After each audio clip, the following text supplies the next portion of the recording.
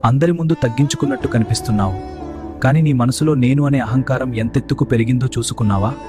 నేను బాగా ప్రార్థిస్తాను అనే గర్వం నీ ఆత్మీయ కళ్ళను కప్పేసిందా? దేవుడిచ్చిన కృపను చూసి నువ్వు అతిశయిస్తున్నావా? నీ ఎదుగుదలకు కారణం నీ తెలివి అనుకుంటున్నావా? కాదు, అది ఆయన కృప మాత్రమే. నీవు పొందింది.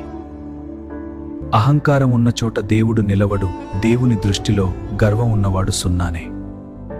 యాకోబు 4:6 చెబుతోంది, దేవుడు అహంకారులను ఎదిరించి దీనులకు కృప అనుగ్రహించును. నువ్వు దేవుని కృప కోరుకుంటున్నావా, లేక దేవుడే నిన్ను ఎదిరించే స్థితికి వెళ్తున్నావా? గర్వము పడిపోవుటకు ముందు నడుచును, జాగ్రత్త. ఈ రోజైనా ఆ నేను అనే కిరీటాన్ని తీసేయాలని అనిపించిందా? మోకాళ్ల మీద పడి అడుగు, ప్రభువా, నాలో ఉన్న ఈ అహంకారాన్ని తీసే. నీ కృపకు